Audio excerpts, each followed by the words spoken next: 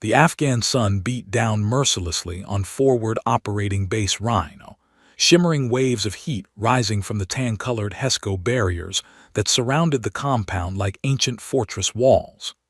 Lance Corporal Diego Martinez wiped sweat from his forehead, his ninth hour manning the entry control point, when the dust-covered white Toyota Hilux appeared on the horizon, crawling toward the gate like a mirage materializing from the desert heat. "Here we go again," Martinez muttered to his partner, Corporal Jake Stevens, who was running through his third energy drink of the shift. "Bet you $20 it's another contractor looking for the wrong fob." Stevens squinted through the glare, watching the vehicle approach. "Nah, man.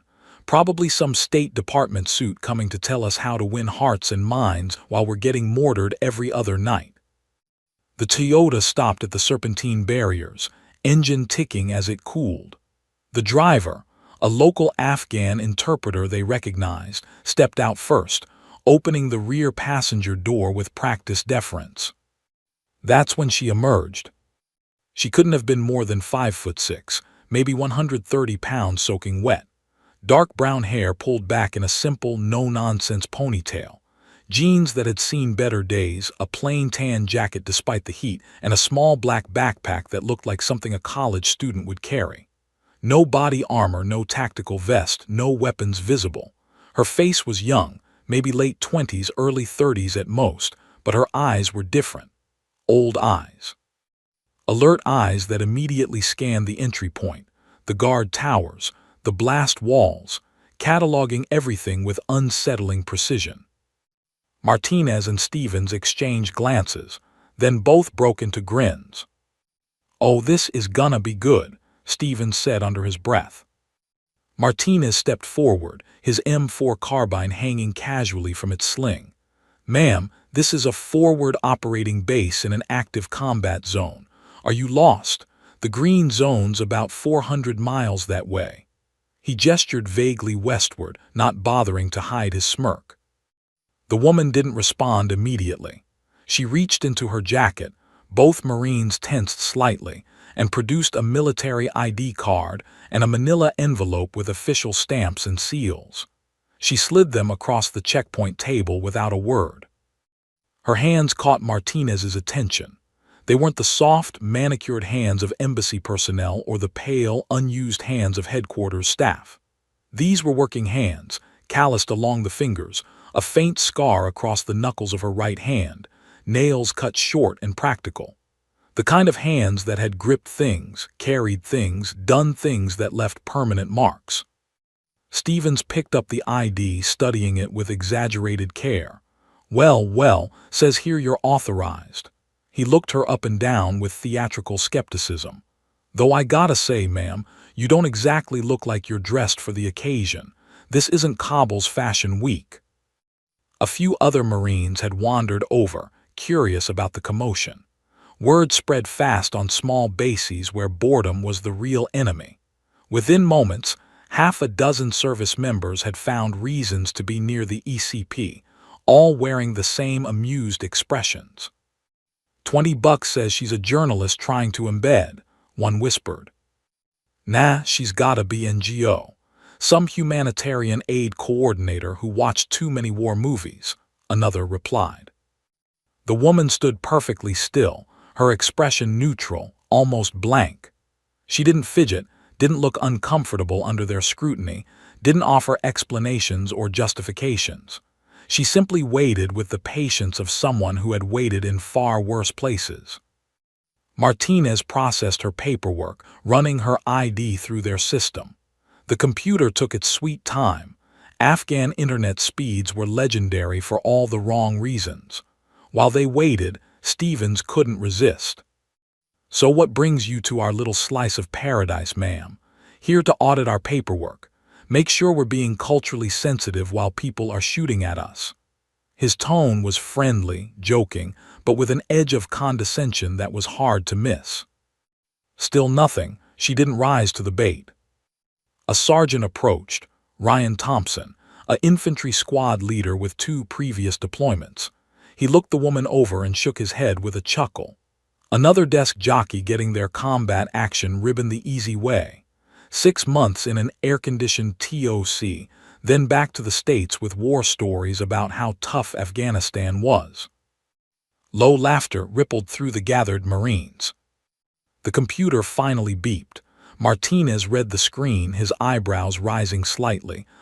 Checks out. Says you're authorized for the TOC and pretty much everywhere else on base. He looked up at her with renewed curiosity. What's your MOS, ma'am? What do you do? For the first time she spoke. Her voice was quiet, measured, with a slight southwestern accent, maybe Texas or New Mexico. I work. That was it, 2 words, no elaboration. Stevens laughed outright. Well, that clears it right up. Mystery solved, boys. Martinez stamped her paperwork and slid it back across. Welcome to Fob Rhino, ma'am. Try not to get in the way of the real warriors while you're here. Things can get pretty exciting when the shooting starts. His tone was condescending, the verbal pat on the head given to civilians who didn't understand military life. The woman collected her documents, tucking them back into her jacket with precise movements. A Humvee pulled up, her escort to the command center. As she moved toward it, she passed close to Sergeant Thompson. He couldn't resist one more jab. Hope you brought sunscreen, ma'am. That desk tan you've got won't last long out here. More chuckles from the group. She paused for just a fraction of a second, her dark eyes meeting Thompson's. There was something in that gaze, something that made him unconsciously straighten, though he couldn't explain why. It wasn't anger or offense. It was assessment. The way a professional evaluates a potential problem and decides whether it's worth addressing. Then she moved on, climbing into the Humvee without a word. As the vehicle drove away toward the center of the base, the Marines returned to their posts, already forgetting about her, just another face passing through their war. Martinez shook his head, grinning. Man, I almost feel bad for whoever has to babysit her. Probably some Pentagon bureaucrat's daughter getting the Afghanistan experience to pad her resume. Stevens nodded, cracking open another energy drink. Yeah, she'll probably last a week before she's crying to go home. They always do. Neither of them noticed what the woman had been looking at during those silent minutes at the checkpoint. While they'd been joking and processing paperwork, her eyes had identified every defensive position, every field of fire, every potential vulnerability in their perimeter. She'd counted the guards, assessed their readiness, noted the wear patterns on their equipment that told her how often they actually expected contact. She'd seen everything. And she'd said nothing. Because in her experience, the best way to understand people was to let them underestimate you first. The Humvee carried her deeper into Fob Rhino, toward a briefing that would change everything these confident warriors thought they knew about war, about skill, and about who the deadliest person in the room really was. The real story was about to begin. The Tactical Operations Center sat at the heart of Fob Rhino, a reinforced concrete structure that had survived 3 rocket attacks and countless mortar rounds. Inside, the temperature was a blessed 20 degrees cooler than the inferno outside, maintained by generators that ran 24/7. Multiple flat-screen monitors lined the walls, displaying drone feeds, satellite imagery, and real-time intelligence updates from across the region. The room hummed with the particular energy that preceded high-stakes operations, a mixture of adrenaline, focus, and the dark humor men used to mask fear. Around the central briefing table stood America's most elite warriors, Navy SEALs with salt-weathered faces and thousand-yard stares, Delta Force operators whose very presence was technically classified, Marine Force recon scouts who could disappear into terrain like ghosts, and Army Rangers whose dress uniforms would barely contain all their combat decorations. These weren't weekend warriors or fresh recruits. The combined combat experience in this room exceeded 2 centuries. These men had kicked down doors in Fallujah, hunted Taliban commanders through the mountains of Tora Bora, and executed surgical strikes in a dozen countries most Americans couldn't find on a map. Lieutenant Marcus "Hawk" Jennings, a SEAL Team 6 operator, was mid-sentence describing a compound breach technique when the door opened. She walked in. The woman from the gate, still in her civilian clothes, still carrying just that small backpack. She moved quietly along the wall, found an empty chair in the back corner, and sat down without acknowledging anyone. She pulled out a tablet and began studying it with focused intensity. Conversation died mid-word. Jennings stopped talking, his mouth still half open. Every head in the room turned. "What the?" whispered Petty Officer First Class Derek Thompson, his beard regulation questionable but his reputation unquestionable. "Who the hell is she?" His teammate, Chief Petty Officer Marcus Wade, shrugged. "Probably some CIA analyst. Langley sends them sometimes to observe real-world applications of intelligence gathering." He said it with the barely concealed disdain operators reserved for people who studied war from cubicles. Captain Bradley Cross, Delta Force, leaned back in his chair, arms crossed over his chest. At 42, he was one of the most experienced men in the room, with operations spanning 3 different continents. He studied the woman with narrowed eyes, his tactical mind automatically assessing threats and anomalies. "She doesn't move like an analyst." "What's that supposed to mean?" asked Thompson. "Watch her eyes. She's not nervous, not intimidated. She's mapping the room." Thompson looked again, then grinned. "Maybe she's just looking for the exit so she can run when the grown-ups start talking about actual combat." Laughter rippled through the group, low and knowing. Staff Sergeant Alex Rivera, an Army Ranger with a bronze star and 3 Purple Hearts, raised his voice slightly. "Hey, sweetheart, the coffee station's down the hall. 3rd door on the left. We like ours black, 2 sugars." His tone was friendly enough, but the underlying message was clear. You don't belong here. She didn't look up from her tablet, didn't acknowledge the comment at all. "Maybe she's deaf," someone suggested. "Or smart enough to know she's out of her depth," another replied. Gunnery Sergeant Thomas Kowalski, a Marine with 22 years of service and a chest full of ribbons, shook his head slowly. He'd seen every type pass through these briefing rooms: glory seekers, political appointees, embedded journalists looking for their Pulitzer. This woman was different somehow, though he couldn't put his finger on why. The way she sat, perfectly still but perfectly aware. The economy of her movements. Something about her set off his threat radar, but not in a dangerous way, in a professional way. Before he could voice his thoughts, Colonel James Briggs entered through the side door, followed by 2 intelligence officers carrying classified folders stamped with red warnings. "Gentlemen's seats," Briggs commanded, his voice cutting through the murmurs. The operators settled immediately, their casual demeanor evaporating into professional focus. This was why they were here. Briggs was old-school military, West Point graduate, Ranger qualified, with combat commands in both Iraq and Afghanistan. He didn't waste time with pleasantries. "We have a time-sensitive target package. High-value individual, code-named Wraith. Intelligence indicates he's currently holed up in a compound 3 kilometers from the Pakistani border." He nodded to one of the intelligence officers, who activated the main display. A satellite image appeared, showing a fortified compound nestled in a valley between 2 ridgelines. The structure was substantial, multiple buildings, high walls, defensive positions clearly visible even from orbit. Wraith is responsible for coordinating attacks against coalition forces across the eastern provinces. We've been hunting him for 18 months. This is the first solid location we've had. The room leaned forward collectively, years of training focusing their attention like a laser.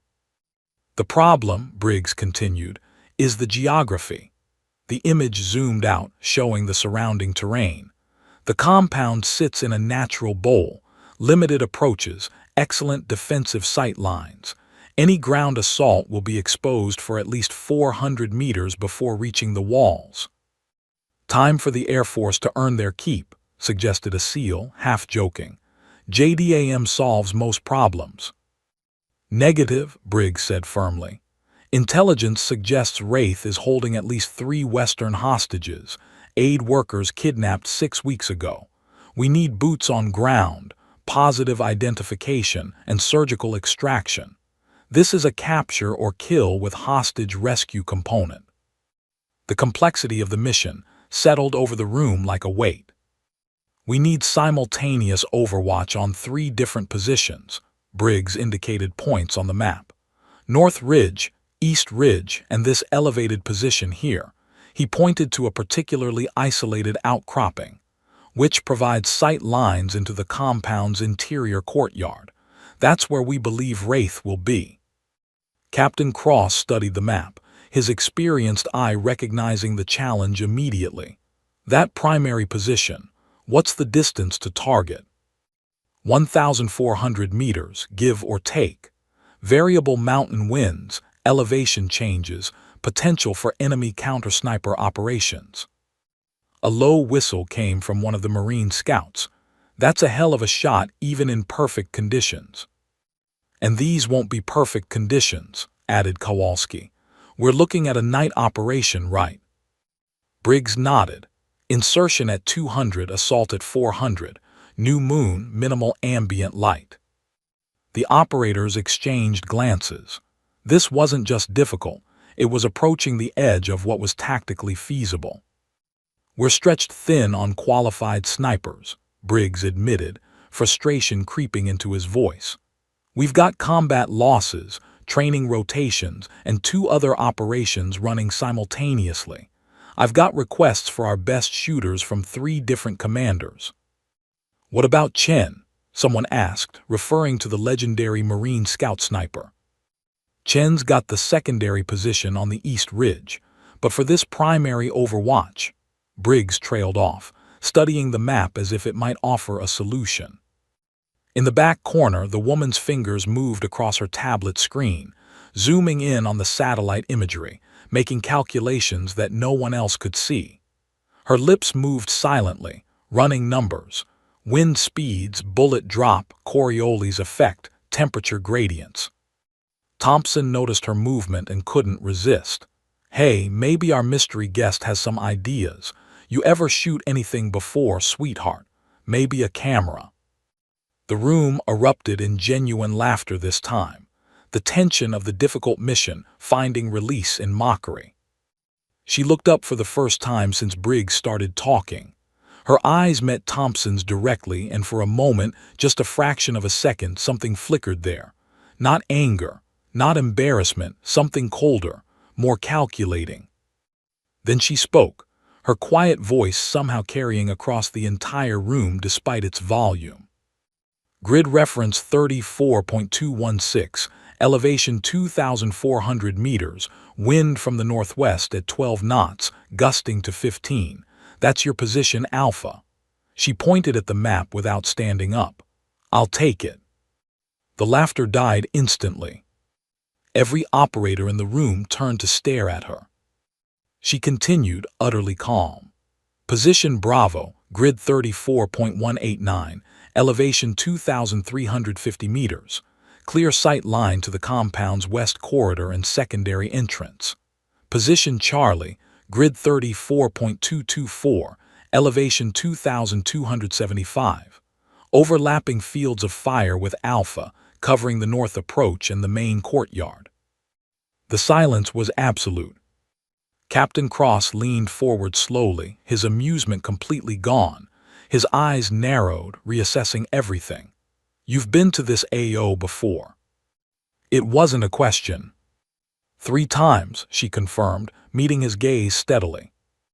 Impossible, muttered one of the intelligence officers. This location was only confirmed 48 hours ago.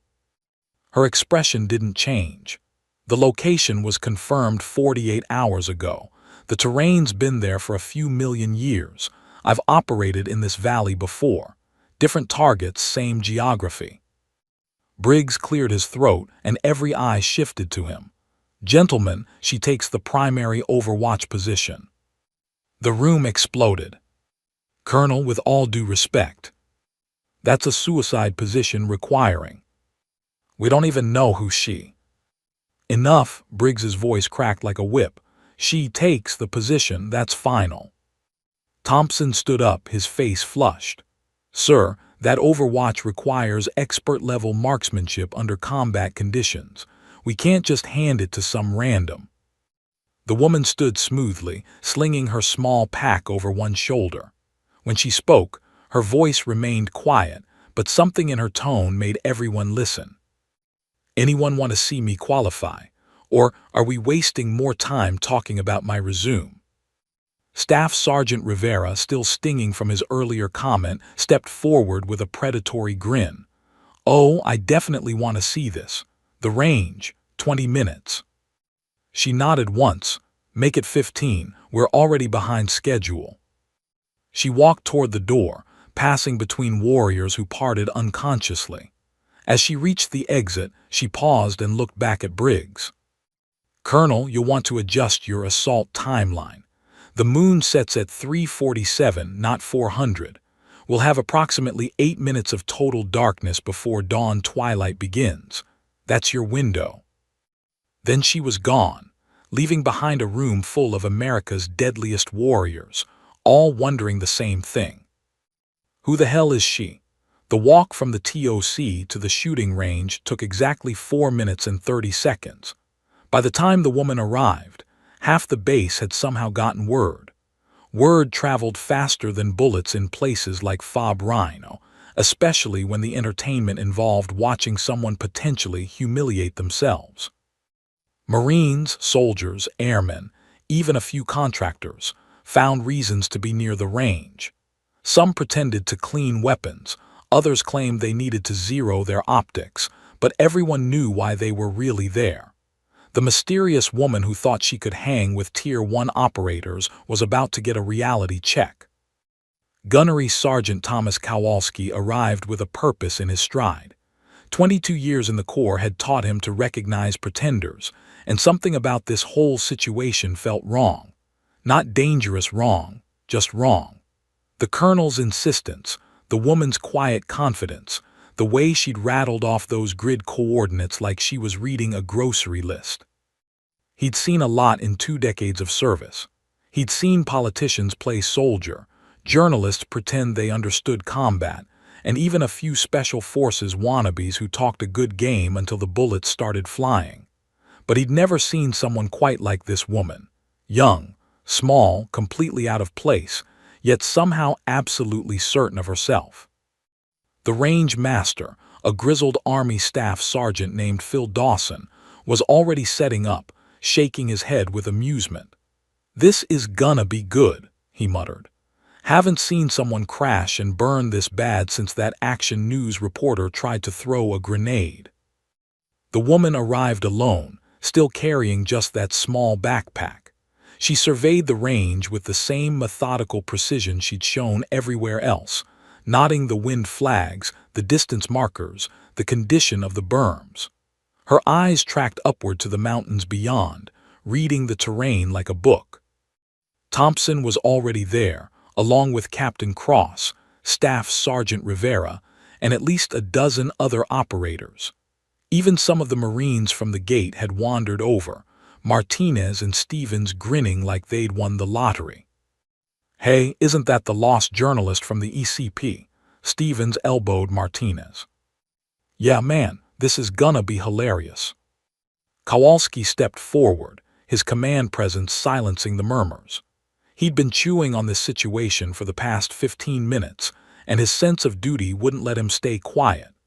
These men were about to go into combat with their lives depending on Overwatch, and he'd be damned if he'd let some unproven civilian endanger them because a colonel had a soft spot. "Ma'am," he said, his voice firm but not unkind, "with all due respect, I need to ask directly, what are your qualifications? This isn't a training exercise. This is a real-world operation where American lives will depend on precision fire support. If you miss, people die. Our people. The gathered crowd went quiet, recognizing the seriousness in Kowalski's tone. She turned to face him fully, and for the first time people saw her really look at someone. Not the blank dismissal she'd given Thompson, not the silent assessment she'd given everyone else. This was direct, professional, soldier to soldier. "You're right to ask, Gunny," she said, and several people were surprised to hear respect in her voice. "If I were in your position, I'd be asking the same thing." "So answer the question," Kowalski pressed. "What makes you qualified for the most critical position in this operation?" She was quiet for a moment, seeming to consider how much to reveal. Then she spoke, her voice carrying across the range. "I've been doing this job since you were a corporal, Gunny. I've taken shots in conditions that would make tonight's operation look like a training day. I've operated in 12 different countries across 4 continents. And I've never, not once, missed a shot that cost an American life." Thompson snorted. "Big words, let's see if you can back them up." Captain Cross raised a hand, silencing Thompson. His tactical mind was working, pieces falling into place. "You said you've been to that valley 3 times. When?" 2009, 2012, and 2016, she answered without hesitation. "Different operations, all classified. The 3rd time I spent 6 days in a hide site on that North Ridge. I know every rock, every wind pattern, every thermal shift that happens when the sun sets behind those mountains." "Bullshit," Rivera said flatly. "I've got buddies who have operated in that region for years, and I've never heard of any." "That's the point," she interrupted, still calm. "You weren't supposed to hear about it." The range master approached with a rifle case. "What's your weapon preference, ma'am?" She glanced at the case. "What have you got?" "M110 SAS, M2010 Barrett." "Start with the M110. Standard issue, nothing fancy. Let's not waste time." Dawson opened the case, revealing a well-maintained M110 semi-automatic sniper system. She took it, her hands moving with practiced efficiency, checking the chamber, testing the bolt, examining the scope mounts, feeling the trigger pull. Every movement was economical, purposeful. No wasted motion. "This'll do," she said. "What's the 0? "Should be good for 100 meters, but I'd verify." "I will." She turned to Kowalski. "What's your test, Gunny? What do I need to do to satisfy you that I won't get your men killed?" Kowalski exchanged glances with Cross, who nodded slightly. "Target at 800 meters. 3-round group. Winds gusting between 8 and 12 knots from the northwest, similar to what you'll face tonight." "Acceptable." She moved to the firing line. Thompson leaned toward Wade. $20 says she can't even hit the berm." "No bet this is too easy." Martinez called out from the crowd, unable to resist. "Hey ma'am, you sure you don't want someone to show you how it works? That trigger can be a little tricky." A few laughs echoed across the range. She ignored them completely. Instead, she knelt beside the rifle, pulling out a small notebook and a mechanical pencil from her pack. For the next 60 seconds, she made calculations: temperature, barometric pressure, humidity, altitude, Coriolis effect. Her pencil moved rapidly across the paper, numbers and formulas appearing in neat rows. "Jesus, she's doing the math manually," muttered a Marine sniper who'd wandered over. "Nobody does that anymore. We've got ballistic computers." "Computers can fail," Cross said quietly, watching her with growing interest. "Old-school skills don't." She finished her calculations, made adjustments to her scope, and checked the wind flags one more time.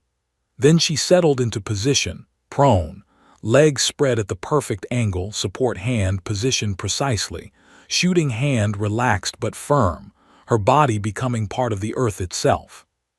The transformation was startling. The quiet woman in civilian clothes disappeared, replaced by something else entirely: a weapon system, a machine calibrated for one purpose. Her breathing slowed, becoming rhythmic. 4 counts in, hold, 4 counts out. Her heart rate dropped, visible in the steady stillness of her body. The range fell silent, even the doubters recognizing they were seeing something unusual. She acquired her sight picture, her finger moving to the trigger. The wind shifted slightly, she waited. A gust passed, she waited. Then, in the momentary calm between breaths of wind, she squeezed. The rifle barked. Downrange, the spotter with binoculars called out, "Hit, center mass." She didn't celebrate, didn't react. She simply cycled the bolt, acquired the sight picture again, waited for the wind and squeezed. Hit same hole. One more time. Same routine, same precision, same absolute focus. Hit, Jesus Christ, all 3 rounds through the same hole. The range erupted in murmurs. That wasn't just good shooting, that was exceptional shooting. Expert-level marksmanship under field conditions. Kowalski approached the spotting scope, needing to see for himself. Through the powerful optics, he could see the target at 800 meters. 3 shots, grouped so tightly they'd created a single, slightly elongated hole. Invariable wind. With an unfamiliar rifle she'd spent less than 2 minutes preparing. He straightened slowly, his professional assessment overriding his skepticism. Thompson wasn't satisfied. Lucky, wind probably laid down at just the right time. He raised his voice. Let's make it interesting. 1,200 meters, moving wind. Let's see if beginner's luck holds. Several operators nodded agreement. 800 meters was good, but 1,200 was where the real shooters separated from the pretenders. She stood, brushing dust from her jeans, and turned to Dawson. I'll need the M2010 for that distance, and fresh ammunition, preferably match grade if you've got it. We've got it, Dawson confirmed, respect creeping into his voice despite himself. As he retrieved the weapon, Captain Cross stepped closer to her, his voice low enough that only she and Kowalski could hear. You're not just some analyst, are you? She met his eyes. No, sir, I'm not. What are you? She accepted the M2010 from Dawson, running through her weapons check with the same precise efficiency. I'm the person who makes sure people like you get to go home to your families. Then she moved back to the firing line, leaving Cross and Kowalski exchanging significant looks. Gunny, Cross said quietly, I think we might owe this woman an apology. Let's see if she can make the 1,200-meter shot first, Kowalski replied, but his tone had changed. The skepticism was gone, replaced by cautious respect. The woman settled into position again, this time with an even longer rifle, an even more difficult shot, and an audience that was finally starting to pay attention. The real demonstration was about to begin. The M2010 enhanced sniper rifle was a different beast entirely. Longer, heavier, chambered in .300 Winchester Magnum, a round designed to reach out and touch targets at distances where most rifles became little more than expensive paperweights. The weapon weighed nearly 16 pounds fully loaded, and in the hands of an amateur it kicked like an angry mule. She handled it like it was an extension of her own body. Dawson had set up the new target at exactly 1,247 meters according to his laser rangefinder, over 3/4 of a mile. At that distance, a human-sized target would appear smaller than a pencil eraser through the scope. Gravity would pull the bullet down over 30 feet. Wind would push it several feet left or right. The Coriolis effect, the actual rotation of the Earth, would come into play. Temperature, humidity, even the spin drift of the bullet itself would matter. It was the kind of shot that separated weekend shooters from professionals, and professionals from masters. Thompson stood with his arms crossed, a smug expression on his face. Just so we're clear, ma'am, this isn't Call of Duty. You can't just point and click. That target's so far away, you're practically shooting at tomorrow. Rivera nodded agreement. Yeah, most shooters can't even see a target clearly at that range, let alone hit it. No shame in admitting it's beyond your capability. She didn't acknowledge them. Instead, she pulled out her notebook again, this time taking nearly 3 minutes for her calculations. The math was considerably more complex now. She referenced a small data card from her pack, ballistic coefficients, muzzle velocities, atmospheric tables. Her pencil scratched across paper with mechanical precision. A small crowd had gathered. Word had spread about the 800-meter performance, and now nearly 40 personnel lined the observation area. Marines whispered bets. SEALs watched with professional interest. Even a few officers had wandered over, curious about the commotion. Sergeant First Class Marcus Chen, the legendary Marine Scout sniper, pushed through the crowd. At 53, he was old for active combat duty, but his skills had kept him in the fight. 2 silver stars, 4 bronze stars, over 200 confirmed kills across 3 wars. He'd trained half the snipers currently deployed in Afghanistan. His weathered face had seen everything. He'd heard the whispers about some woman claiming she could shoot, and he'd come to see for himself.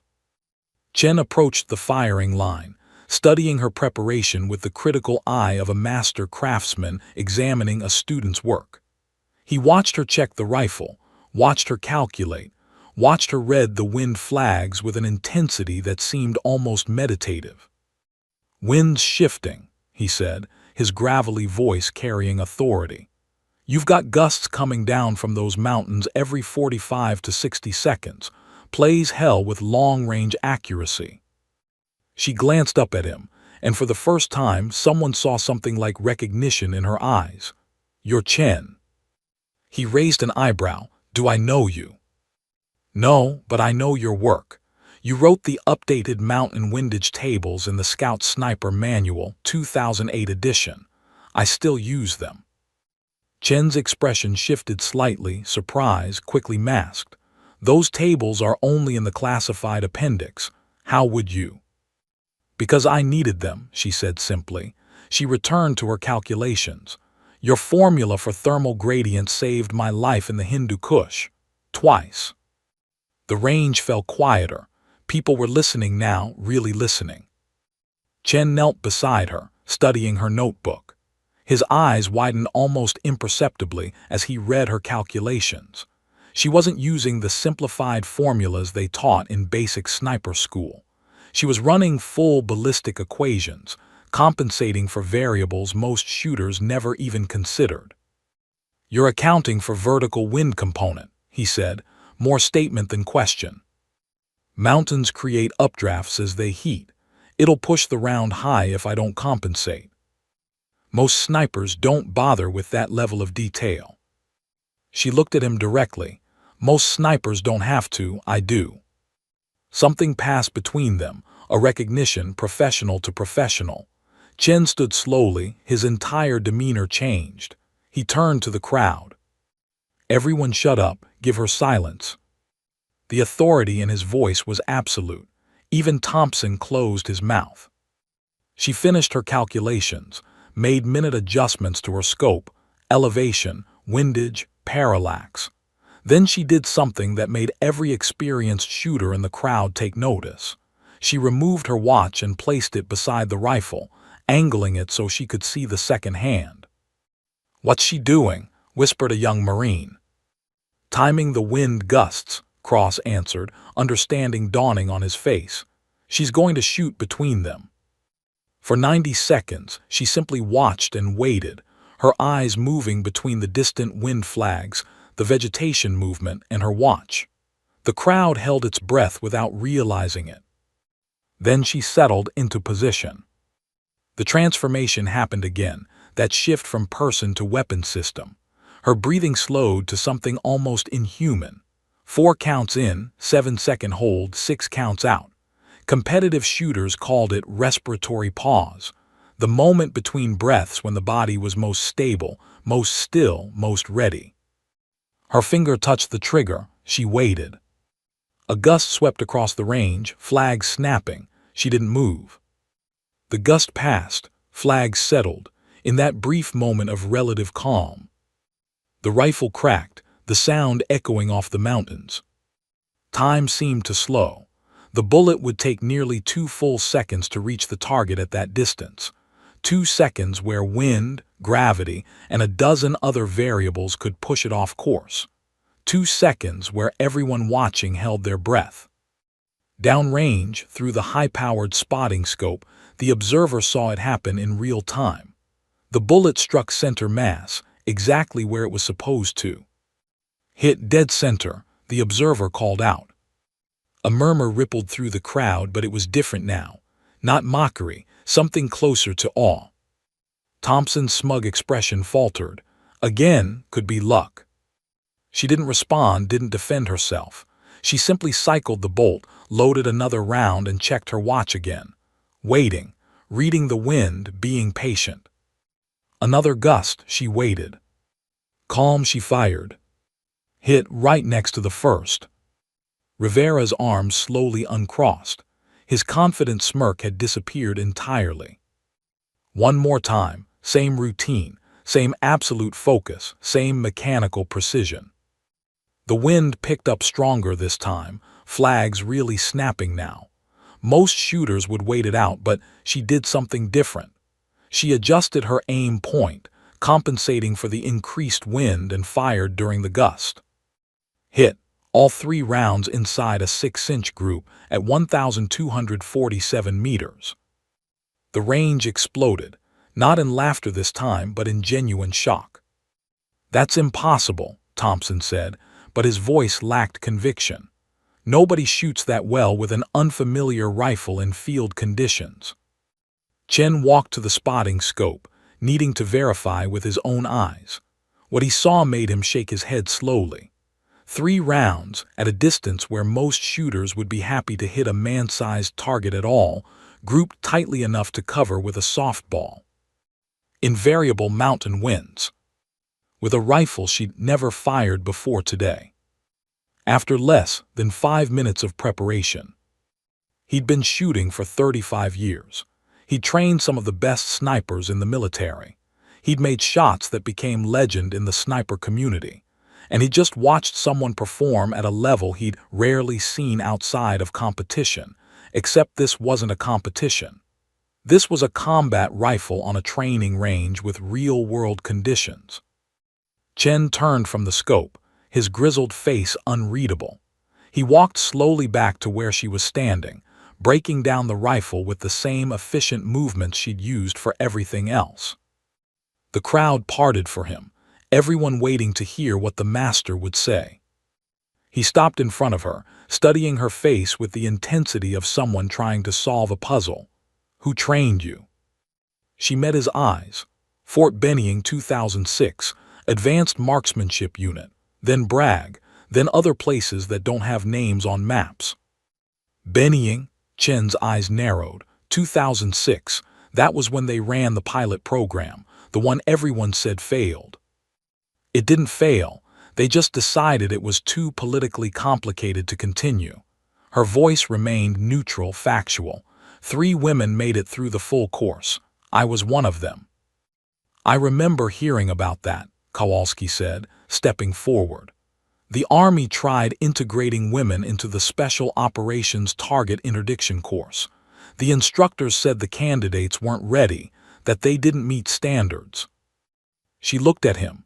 "One instructor said that, the one who didn't want us there in the first place. The other 6 instructors recommended all 3 of us for graduation. We'd outperformed 70% of the male candidates in that same class." "So what happened?" Cross asked. "Politics. Someone at the Pentagon decided it was too controversial. The program was quietly shut down. We were given other assignments, told to keep quiet about it, and for a while we did." "But you kept shooting," Chen said. "I kept working. Shooting was just part of it."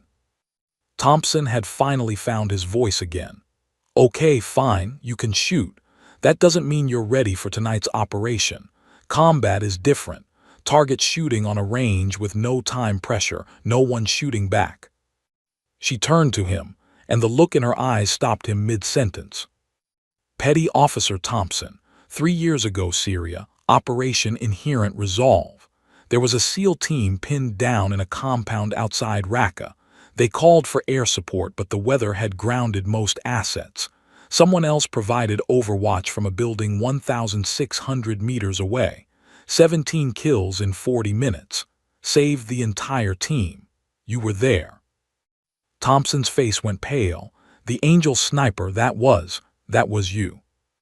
I don't use that call sign, but yes, I was there. The range had gone absolutely silent. Chen's weathered face split into something that might have been a smile. Sergeant Chen, he corrected himself, extending his hand. It's an honor. She shook it. The honor's mine, Sergeant. Your tables really did save my life. Cross stepped forward, all traces of skepticism gone. Captain Bradley Cross, Delta. Ma'am, I think I speak for everyone here when I say we owe you an apology. No apology necessary, Captain. You didn't know.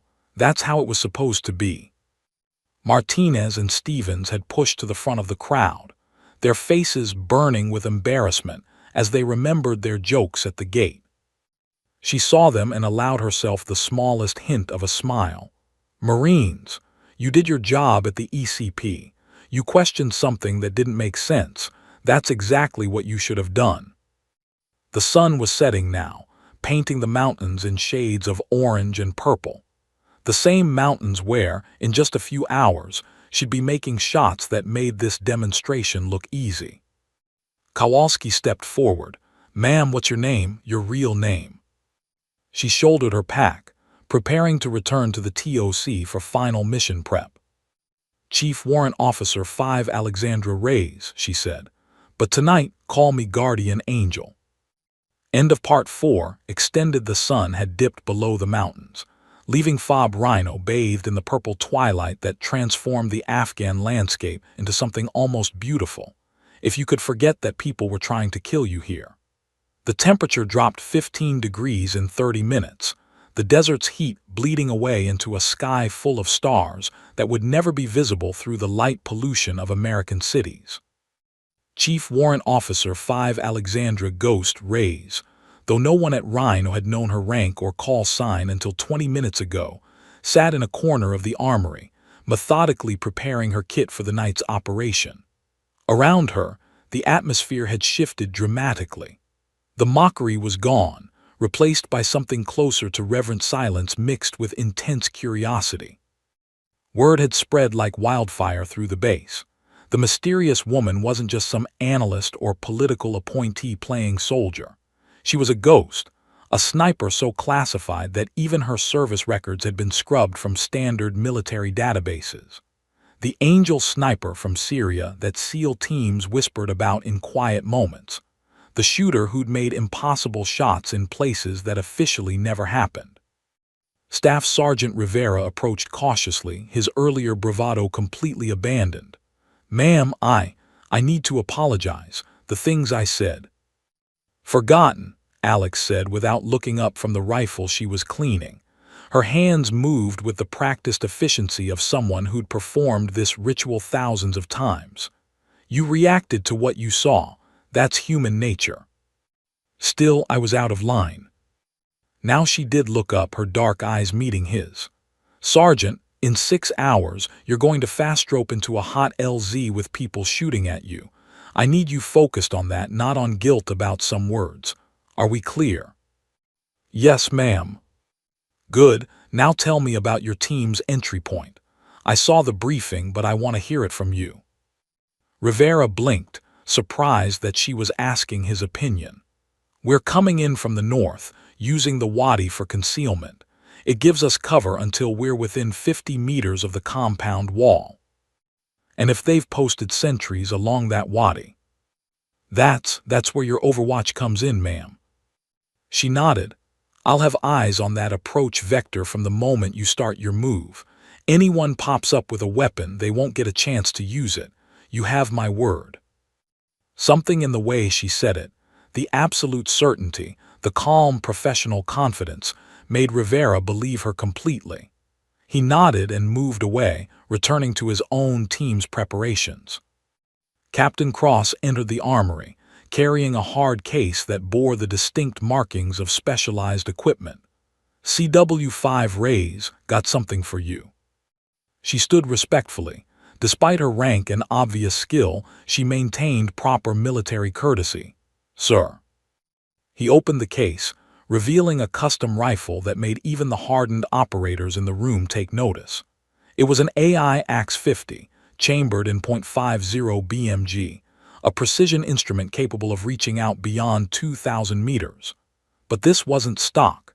It had been modified with a Schmidt and Bender scope, a custom suppressor, and tactical modifications that spoke of serious money and serious purpose.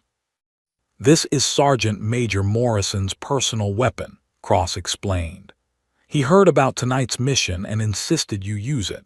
Said if you're going to be keeping his boys alive, you should have the best tool for the job." Alex ran her hand along the rifle's receiver, her expression showing the first real emotion anyone had seen from her: respect, almost reverence. "I know this weapon. Morrison was in Kandahar, 2011. I watched him make a shot at 1,920 meters. Still one of the most impressive pieces of shooting I've ever witnessed. He said you'd remember. He also said to tell you he's sorry he ever doubted that women could shoot." Cross paused. "He was one of the instructors who recommended you for graduation in 2006. She looked up sharply. "Morrison was. He never said anything, I thought.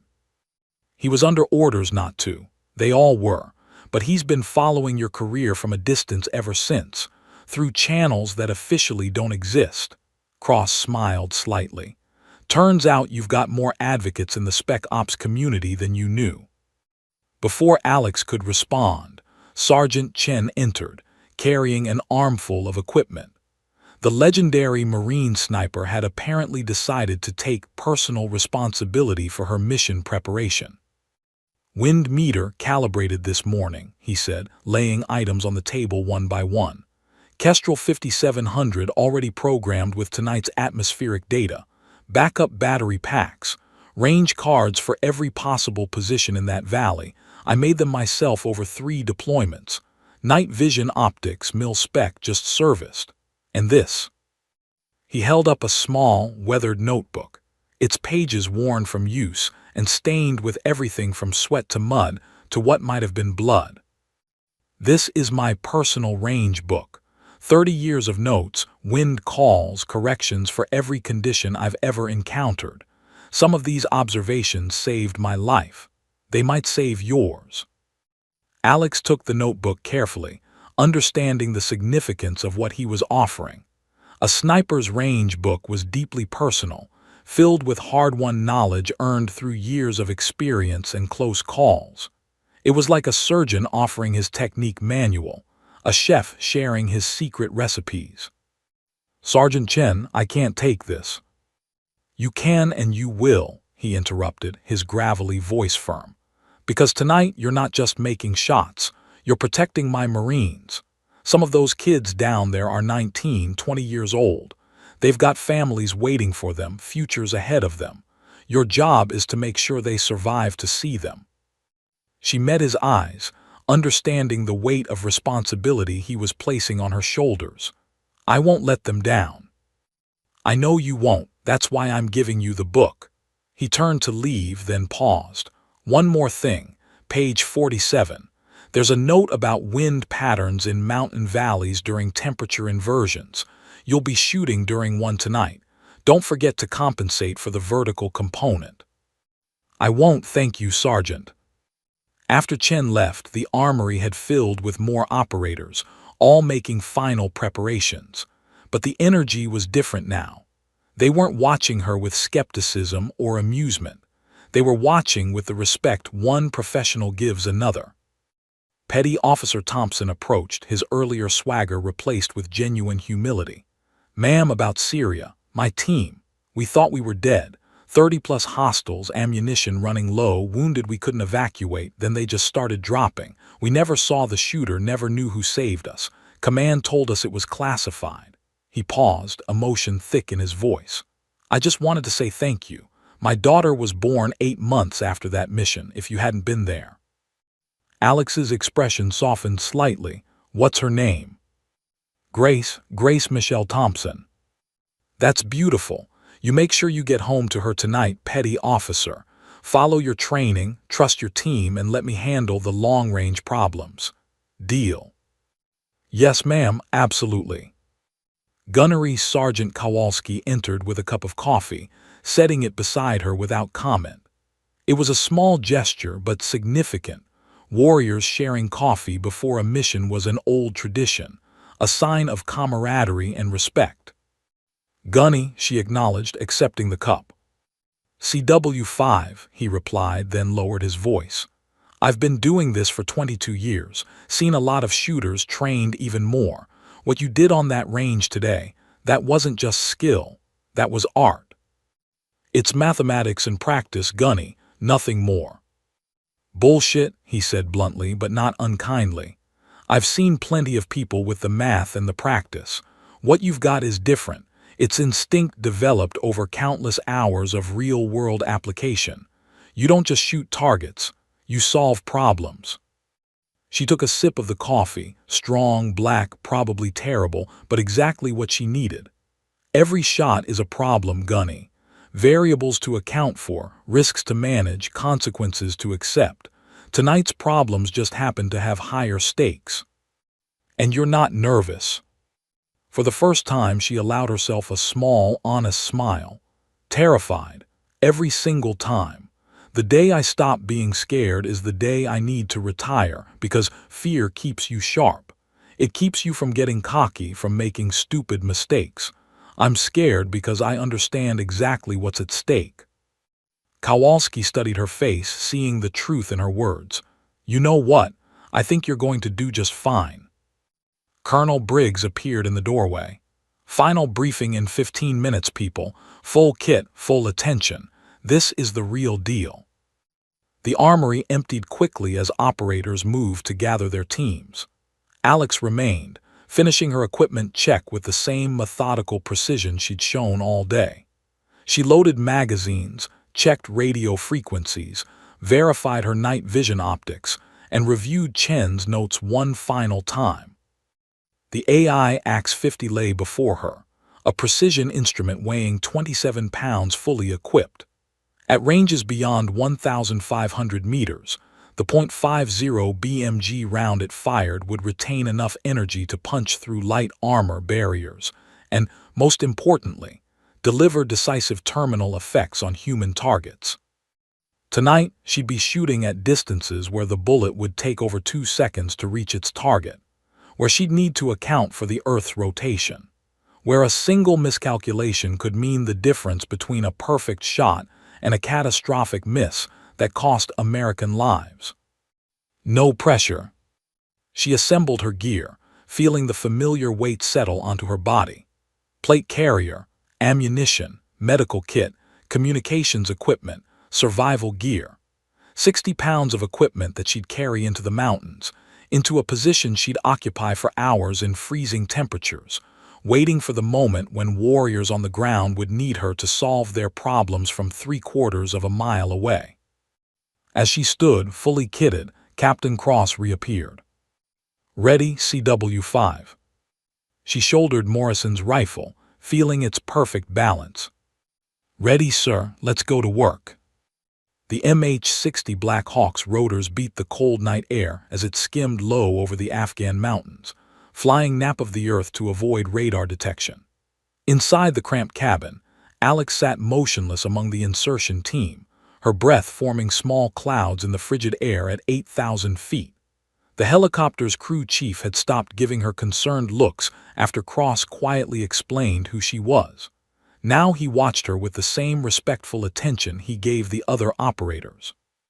2 minutes, the pilot's voice crackled through their headsets. Alex performed one final check of her equipment. The AI AX-50 was secured across her chest, magazines were properly seated, communications were functioning, night vision was calibrated. Everything was perfect because anything less could mean death, hers or someone else's. The helicopter banked hard, dropping into a narrow valley. Through the open doors, she could see the terrain rushing past in shades of green through her night vision. The rocky outcroppings, sparse vegetation, and the ancient mountains that had witnessed countless wars across countless centuries. 30 seconds, get ready. The crew chief gave her a thumbs up. She returned it, then moved to the door as the Black Hawk flared into a hover above her insertion point. The rotor wash created a tornado of dust and loose rock. Go, go, go. Alex fast-roped down 40 feet of braided line in less than 6 seconds, her gloved hands controlling her descent with practiced precision. Her boots hit the rocky ground. She released the rope and immediately moved away from the landing zone as the helicopter thundered back into the sky. Silence descended like a blanket. She was alone. Her position was a rocky outcrop 2,400 meters from the target compound, exactly where she'd identified in the briefing. The approach had taken 15 minutes of careful movement through terrain that would kill you if you made one wrong step in the darkness. Now she lay prone behind a carefully selected position that gave her clear sight lines while providing concealment from below. Through her scope, the compound appeared as a collection of gray structures in the green glow of night vision. Thermal imaging revealed heat signatures, guards on patrol vehicles, the warm spots where generators ran.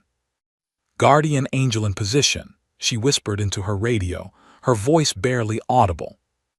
"Copy, Guardian Angel. All elements proceeding to assault positions. Stand by." That was Cross's voice, calm and professional. Alex settled into her shooting position, becoming part of the mountain itself. Her breathing slowed. Her heart rate dropped. She entered that state of hyper-awareness that combat snipers called the zone, where time seemed to slow, where every detail became crystalline clear, where the mathematics of death became as natural as breathing. She ranged multiple points around the compound. 387 meters to the north wall, 1,412 meters to the main gate, 1,453 meters to the southern corner. She noted wind speed at 6 knots, gusting to 9. Temperature had dropped to 38 degrees Fahrenheit. The thermal inversion Chen had warned about was already forming, creating unpredictable air currents. "All elements, this is actual. Begin approach in 60 seconds. Alex watched through her scope as American warriors began their movement. From multiple directions, operators flowed through the darkness like deadly shadows.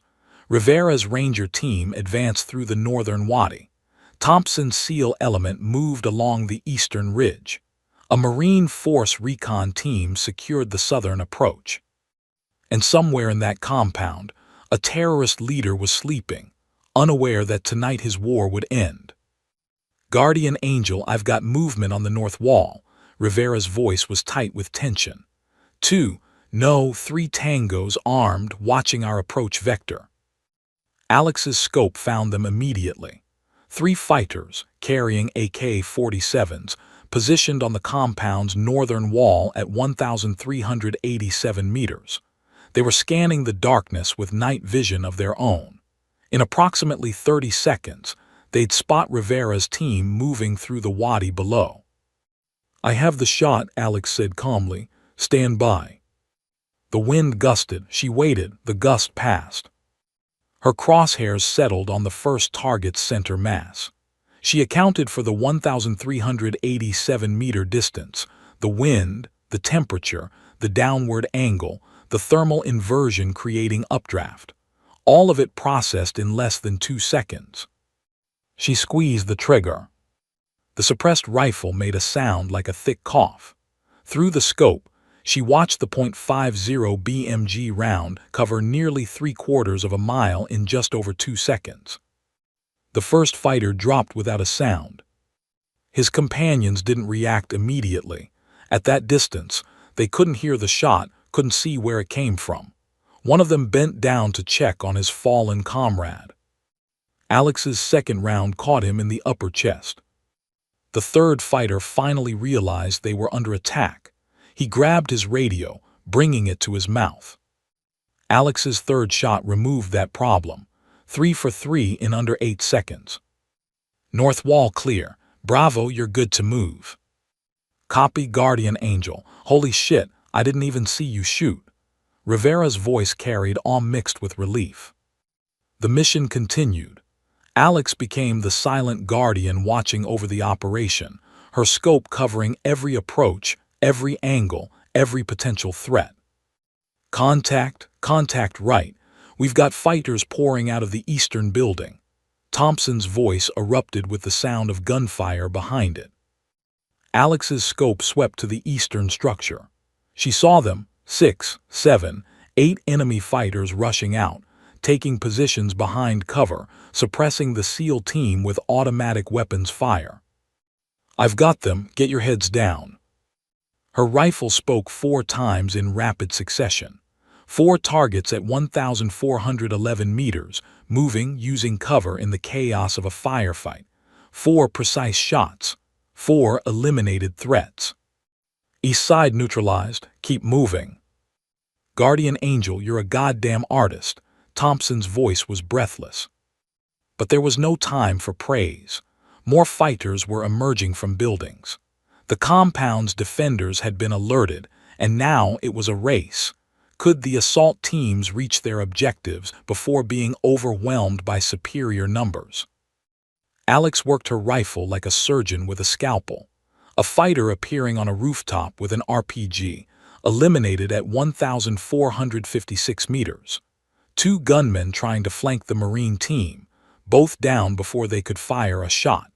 A driver running toward a truck-mounted heavy machine gun, stopped permanently at 1,389 meters. Her calm voice on the radio became the most reassuring sound in the chaos. "Bravo, you've got 2 tangos behind the blue sedan. You're 11 o'clock. 2 shots, problem solved." "Charlie team, hostile in the second-floor window, northeast corner." 1 shot, threat eliminated. The assault teams pushed deeper into the compound, their confidence growing with each threat that disappeared before it could harm them. They began to trust implicitly that if Guardian Angel said an area was clear, it was clear. If she said a threat was eliminated, it was eliminated.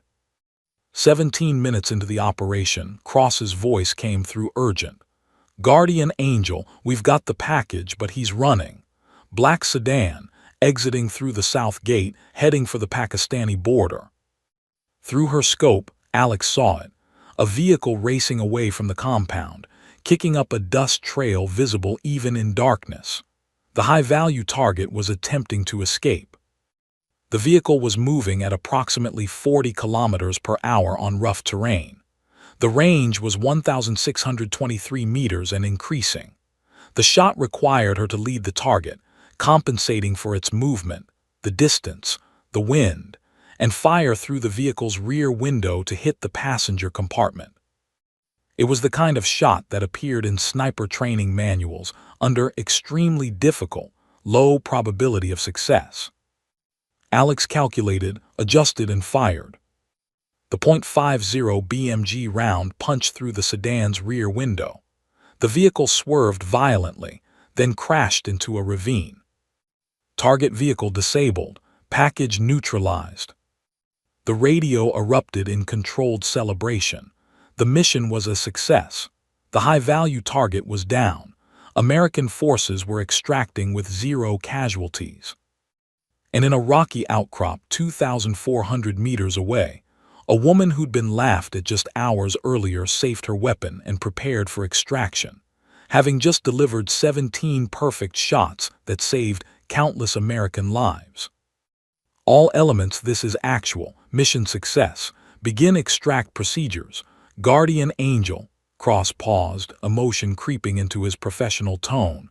Outstanding work doesn't begin to cover it. You just saved this entire operation. Alex allowed herself a small smile in the darkness. "Just doing my job, sir." Guardian Angel standing by for extraction. Above, she could already hear the distant thump of helicopter rotors coming to bring her home.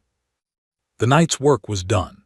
Dawn broke over the Hindu Kush mountains in shades of gold and amber, painting the barren landscape with a beauty that seemed impossible in a place of so much violence. The Black Hawk carrying Alex touched down at Fob Rhino just as the sun crested the eastern peaks, its light catching the dust kicked up by the rotor wash and transforming it into a shimmering curtain.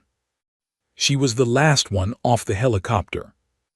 The assault teams had returned 30 minutes earlier, already debriefed and celebrating in the TOC. But Alex had stayed at her position until the very last possible moment, providing overwatch as every single operator extracted safely. Only when the final helicopter cleared the valley did she allow herself to be picked up. Now, as she stepped onto the tarmac, every muscle in her body screamed in protest. She'd been lying motionless in a rocky hide for over 4 hours in near-freezing temperatures, her body contorted into shooting positions that defied comfort, her mind maintaining hyper-awareness that was mentally exhausting as it was necessary. Her face was streaked with camouflage paint and dust. Her tactical gear was caked with the grime of the Afghan mountains. The AI Axe-50 rifle hung across her chest, still smelling of powder and purpose. Her eyes were red-rimmed from hours behind the scope, and her hands trembled slightly, not from fear, but from the adrenaline finally wearing off. She looked like what she was, a warrior returning from battle. As the helicopter's rotors wound down, Alex began the slow walk toward the TOC for mandatory debrief. Every step was deliberate, her body running on reserves she'd built up over 7 combat deployments. The pre-dawn air was crisp and cold, a sharp contrast to the heat that would arrive in a few hours. Then she noticed them. Operators were emerging from buildings, forming up along the path between the landing zone and the TOC. Not casually, not coincidentally. They were lining up deliberately, standing at attention. Marines from the gate, Martinez and Stevens, their earlier smirks replaced with something approaching reverence. The Rangers from Rivera's team, men who'd felt death breathing down their necks until her shots eliminated the threats they couldn't even see. Thompson's SEAL element, warriors who'd survived Syria because of her and hadn't known it until yesterday. The Marine Force Recon Team, Delta operators, combat veterans with decades of combined experience. All of them standing in formation, all of them watching her approach. Alex slowed, confused. This wasn't standard procedure. Debriefs happened quickly after operations, not with ceremonial formations. Then she saw him. Commander Jake Reaper Morrison stood at the center of the formation, directly in her path. At 46, he was a living legend in the SEAL community, 4 combat deployments, a Navy Cross, 2 Silver Stars, and a reputation for being one of the hardest men in the teams. He'd led operations that remained classified, made decisions that saved hundreds of lives, and earned the respect of every operator who'd ever served with him. His dress uniform was immaculate despite the early hour, every ribbon and medal perfectly aligned. His weathered face was unreadable, but his eyes, those eyes carried the weight of what he'd seen, what he knew, what he understood about what had happened last night. Behind him, Captain Cross stood at attention, Sergeant Chen beside him, Gunnery Sergeant Kowalski, Staff Sergeant Rivera, every operator who'd been in that briefing room when she'd been dismissed as a joke. Alex stopped 10 feet from Morrison, suddenly very aware of how she must look, exhausted, dirty, a stark contrast to the crisp uniforms around her. She wasn't even in proper military dress, still wearing her tactical gear and civilian base layer. Morrison's hand snapped up in a crisp, perfect salute. The movement was so sudden, so unexpected, that Alex froze. For a fraction of a second, the professional mask slipped, and pure surprise crossed her face. Then training took over. Her own hand rose, returning the salute despite the rifle across her chest, despite the exhaustion, despite the trembling in her fingers. But Morrison didn't lower his salute. He held it, longer than regulation required, longer than rank demanded. This wasn't just a formal greeting between officers. This was something else entirely. This was respect, pure, unqualified, warrior-to-warrior respect. One by one, the operators around them came to attention and rendered salutes. Marines who'd joked about her being a lost journalist, SEALs who'd laughed about coffee stations, Rangers who'd doubted her credentials, all of them saluting, holding the gesture with the same intensity as Morrison. The silence was profound. Even the normal sounds of the base seemed to quiet, as if the world itself was acknowledging this moment.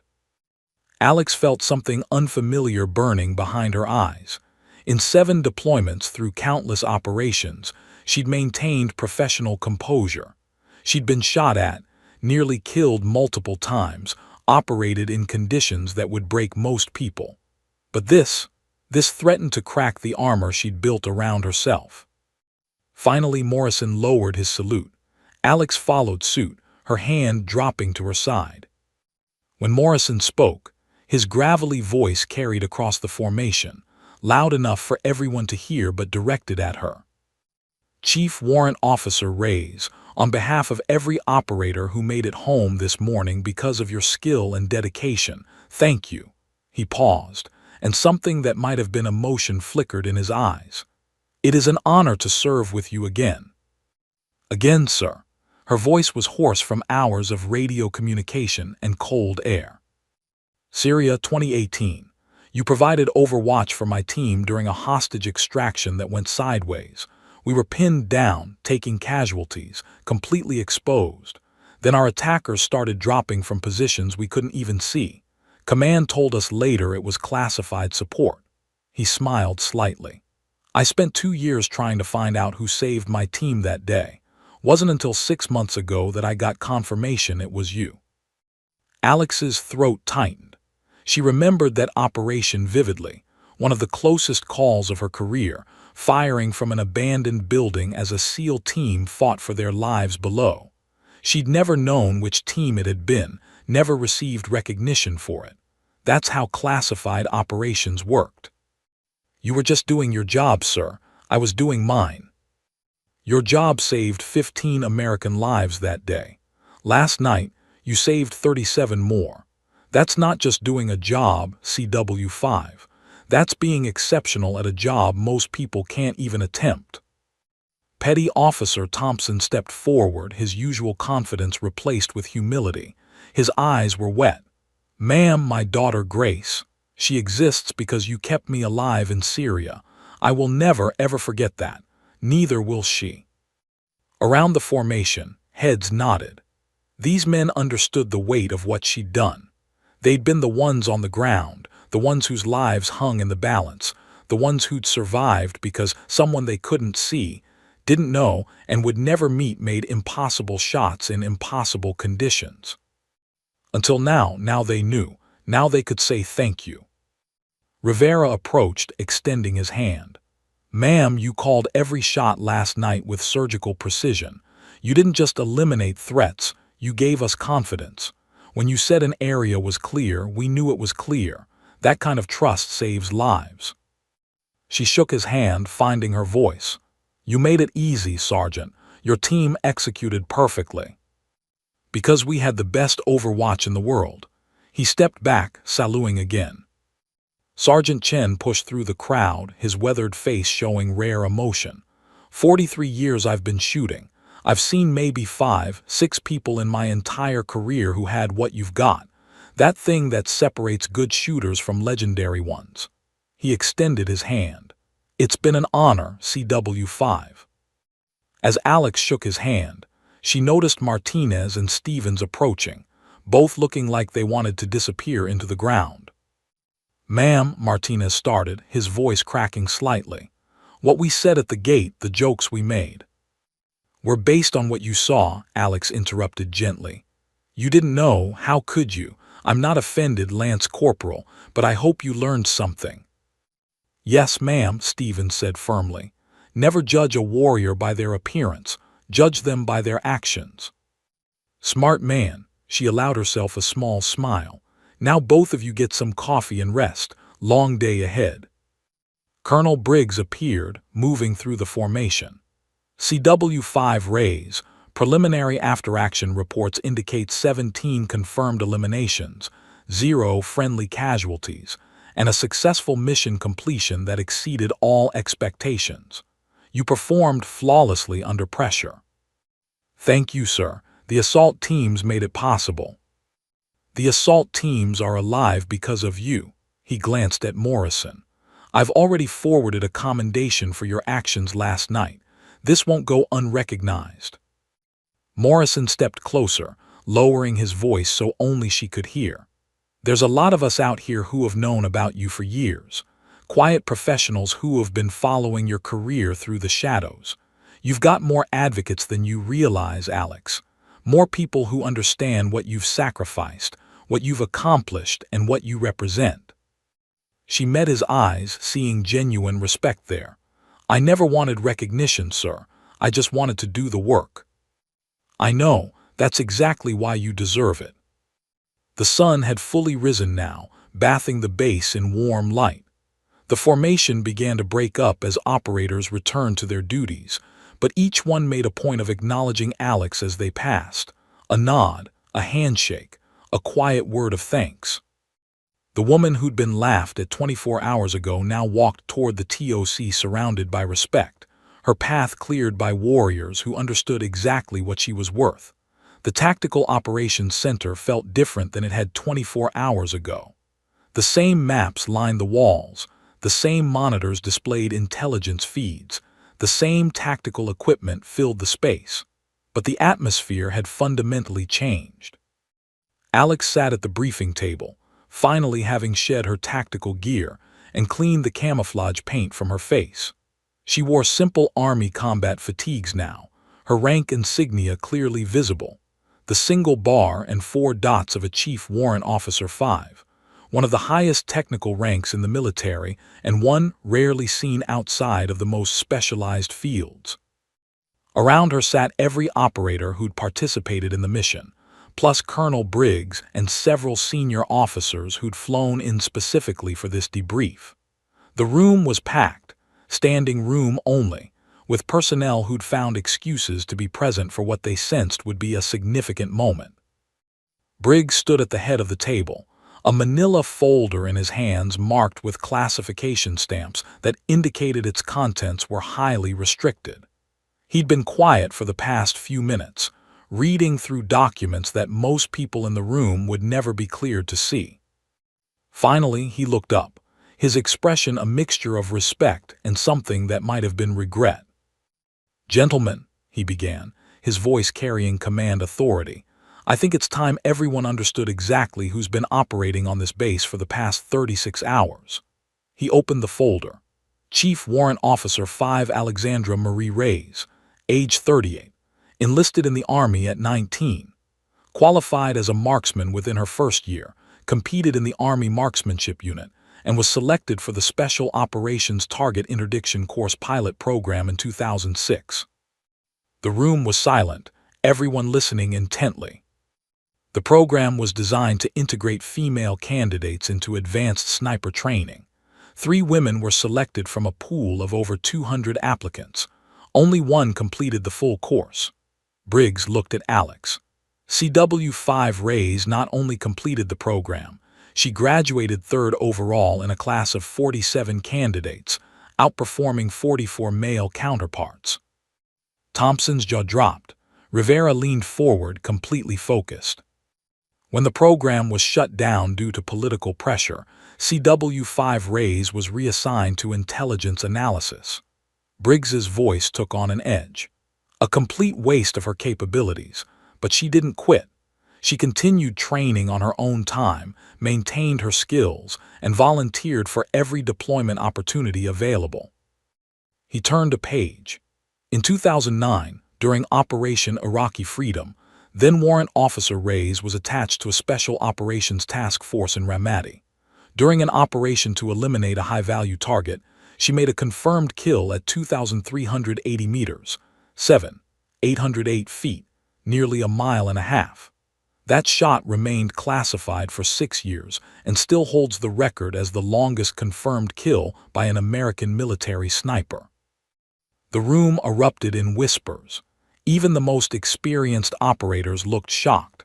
That kind of shot was the stuff of legend, the kind of achievement that defined careers and appeared in military history books. Briggs raised his hand for silence. That's just the beginning. 7 combat deployments across Iraq, Afghanistan, and Syria. 96 confirmed kills, though the actual number is likely much higher given the classified nature of her operations. She's been attached to SEAL teams, Delta Force, Marine Force Recon, and specialized CIA task forces. He pulled out a list of commendations. 2 Silver Stars for Valor in Combat, Bronze Star with Valor Device, 3 Army Commendation Medals, Purple Heart for wounds received in action, Combat Action Badge, Expert Infantryman Badge, and numerous classified commendations that will never appear on her official record. Captain Cross spoke up, his voice filled with realization. The Syria operation. We'd heard stories about an angel sniper who saved multiple SEAL teams over a 6-month period. Command said it was a ghost, someone who officially didn't exist on paper. That was her call sign for that deployment, Briggs confirmed. Ghost, because she operated from positions that seemed impossible, took shots that seemed impossible, and disappeared without anyone ever seeing her. The CIA borrowed her for operations so sensitive that her military records were temporarily scrubbed from standard databases. Sergeant Chen stood up, his weathered face showing deep respect. In 35 years, I've trained over 300 snipers. I've worked with the best shooters in every branch of service. What she did on that range yesterday, what she did last night, he shook his head. I've seen maybe 5 people in my entire career who could perform at that level, and I'd put her against any of them. Martinez raised his hand hesitantly. Sir, why was all this kept secret? Why didn't anyone know about her? Briggs's expression darkened.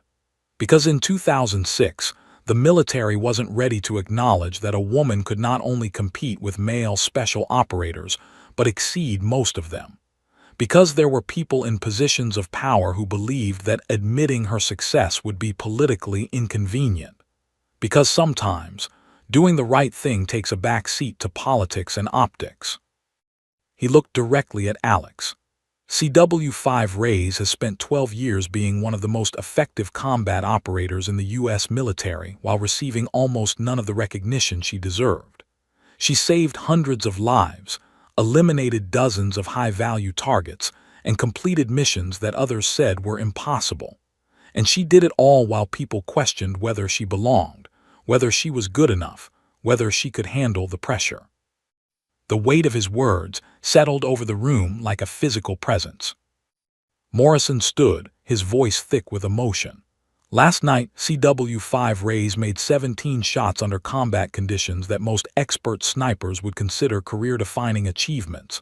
17 perfect shots, 17 lives saved, 0 friendly casualties.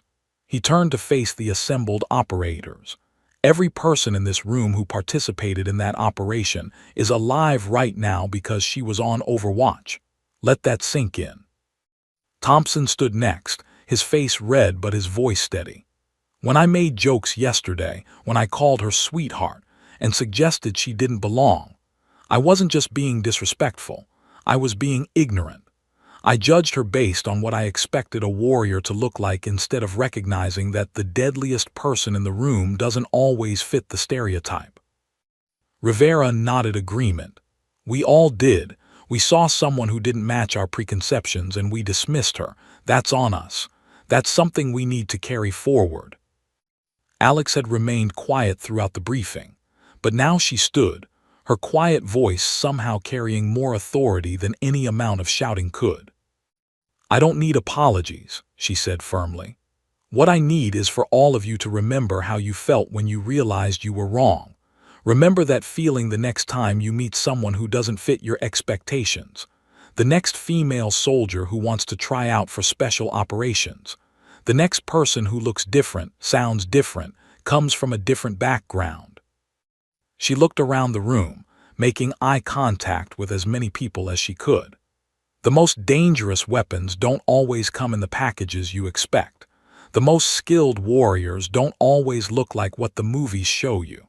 And the person who saves your life might be someone you would have dismissed as insignificant if you judged them by appearance alone. The room was absolutely silent. I've spent 12 years proving myself over and over again in every operation, on every deployment. I'm tired of having to be twice as good to be considered half as capable. I'm tired of being the exception that proves the rule instead of just being a professional doing her job. She picked up her pack, slinging it over her shoulder. But I'll keep doing the work because that's what professionals do. Because there are people out there who need someone to make the impossible shots, to sit in the cold for hours, to be the guardian angel watching over them when everything goes wrong. Colonel Briggs stepped forward. CW5 Rays, you're scheduled for 2 weeks of rest and recovery. With respect, sir, I'd like to decline. There's another operation launching in 6 days.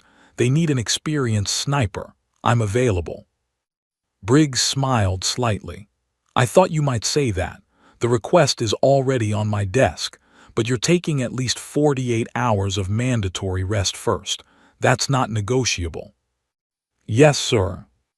As Alex moved toward the door, the entire room came to attention without anyone giving the order. It was spontaneous, instinctive, warriors recognizing one of their own, showing respect the only way they knew how. She paused at the door, looking back one final time.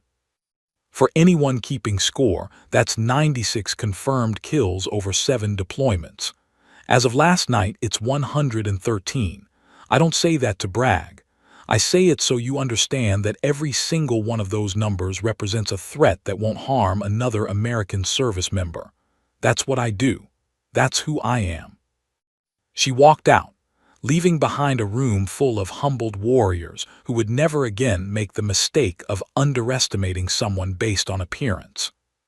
Martinez turned to Stevens, his voice quiet but firm. I'm never forgetting this. Never.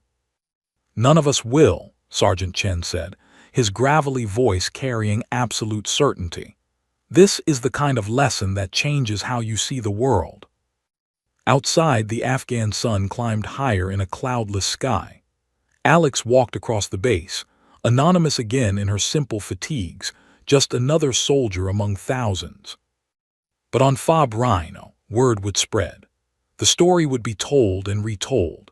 And every time someone new arrived at the gate, every time someone made a snap judgment about who belonged and who didn't, someone would remember the quiet woman who'd been laughed at, doubted, and dismissed, right up until she saved 37 lives with impossible shots from impossible distances.